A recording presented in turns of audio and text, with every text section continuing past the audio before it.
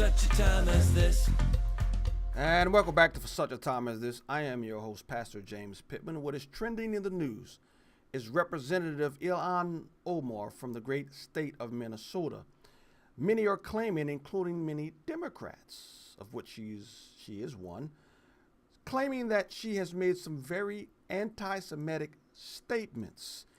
Here's one such statement that was captured on CNN Watch.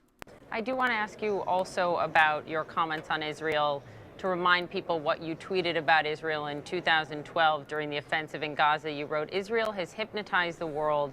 May Allah awaken the people and help them see the evil doings of Israel." You've commented a lot since then, trying to explain what you meant by that. And I wonder just what your message is this morning as the first on our Game Changers series to Jewish Americans who find that deeply offensive.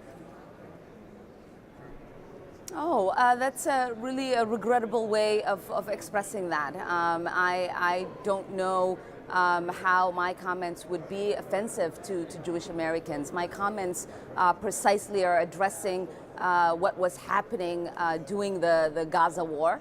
And I am clearly speaking about the way that the Israeli regime was conducting itself in that war. Before Allah opened the eyes so that people can see the evil done in Israel. But she doesn't know how that is offensive to Jewish Americans. So anyway, I want to go back to the whole concept of the war between Israel and Gaza, because I had to refresh myself. I had to exercise my memory, because I'm pretty good at history.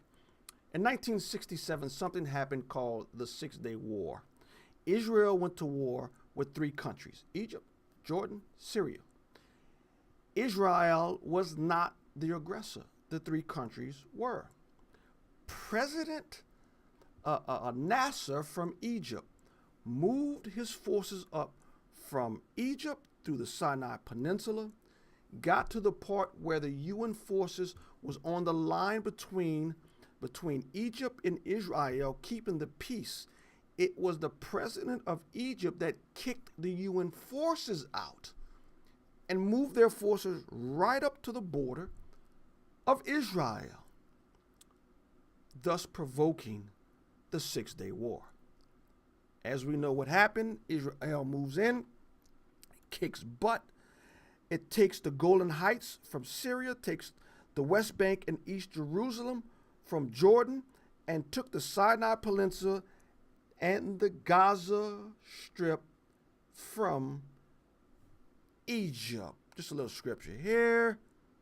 Genesis 15:18. On that day the Lord made a covenant with Abram and said, to your descendants I give this land, from the Wadi of Egypt to the great river, the Euphrates. And then in 19, he names all the ites. Now, I don't know what your eschatology is, but I do not believe the Lord is done with the Israeli people, with the state of Israel.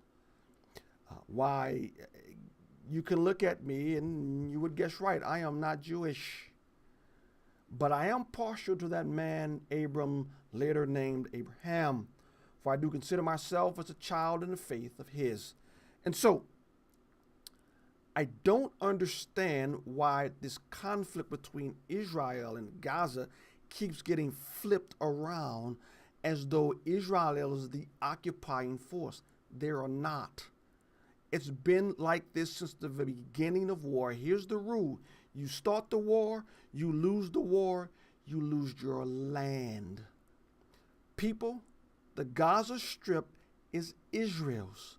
By all laws of war, the Gaza Strip is Israel, even if you do not adhere to Genesis 15. It's Israel. And I'm sorry, here's the harsh truth. The Gaza Strip, it's Israel's.